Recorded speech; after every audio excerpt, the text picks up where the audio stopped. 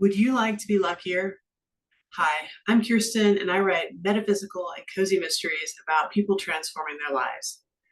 I just finished my latest book, Shadow of the Witch, which is about luck and it's about loss as well. And I learned so much writing this book that I wanted to share my top 5 getting in the flow of luck tips with you. So, number one, and I have a notebook because I forget things. Number one is take action.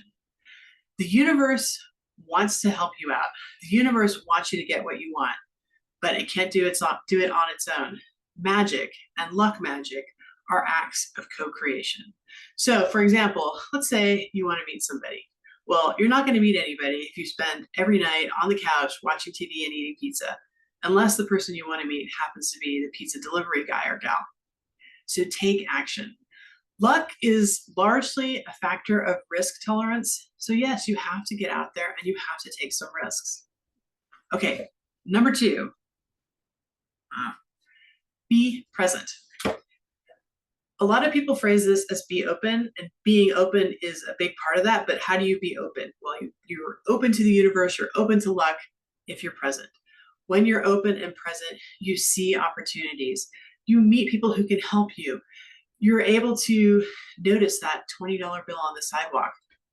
There's a really old story from the days of the telegraph, which tells you how old it is, about a telegraph company that was looking to hire. And so they put out an ad, and several applicants came in, and they told the applicants, okay, just wait here in the waiting room.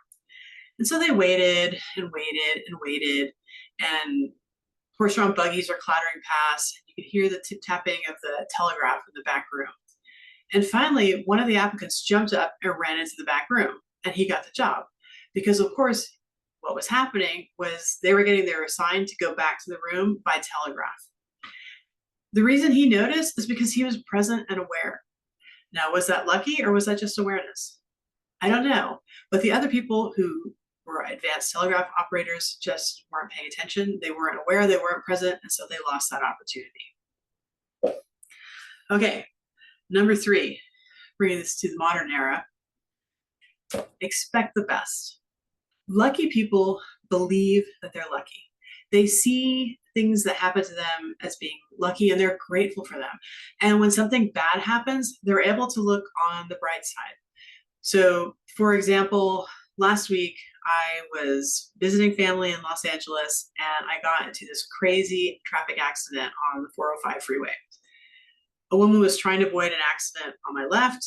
She couldn't, so she swerved into my lane, and I just could not get out of her way fast enough, so we collided. And we both pulled over to the side, we got out, our cars were drivable, and neither of us was hurt at all. And all I could think was how damn lucky I was. I was so grateful that nobody had gotten hurt, and also that my car was still drivable, but mainly that nobody had gotten hurt. It changed the whole experience, and I still look at that as, wow, I was lucky, she was lucky, we were both so lucky. It was amazing. Being able to do that, being able to think of yourself as a lucky person, helps you take advantage of opportunities when they arise because you trust in the luck. Okay, number 4, let go. This was a big one that I learned personally when I was writing this book. So Shadow of the Witch is about a woman whose sister was killed in a random car accident. And my sister was killed in a random car accident last February.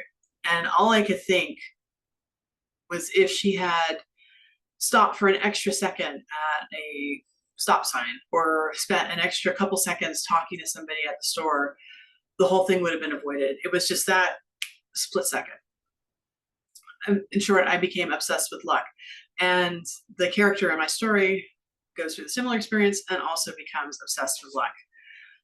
But what I found was that my luck really began to turn when I began to let go of my resentments and my anger and some of my grief surrounding the accident. Everything began to change because once I did that, I was able to be more present. I was able to be more open. I was able to start seeing myself as a lucky person again. So this is letting go of resentments. Just letting go is a big deal. It's not easy. There are lots of tips for how to do that online. There's a great book called Letting Go. One of the main concepts is that if you just feel the feeling instead of trying to repress or avoid it, you can move through it more quickly. I found that yes, you can, but it doesn't happen immediately. You feel the feeling, and 2 minutes later it goes away, and then it comes back the next time you think of your loss or whatever it is. So the really tough things, they do take some time, but be easy on yourself because it just takes some time. Okay, and this leads me to my last tip, which is to get in a high vibe mood, by which I mean getting your emotions elevated. If you can do the first 4 things, getting to number 5 is a lot easier. Last year, I was in a crazy high vibe mood for about 6 months, and I was so incredibly lucky. I won contests. I kind of entered by accident. Companies started sending me the wrong products, and then I tried to send them back, and they'd say, "Oh no, keep them." They were products I actually wanted, so I did, and that was nice. People were giving me things. Someone didn't need their snowplow anymore, so they gave it to me, and I did need the snowplow.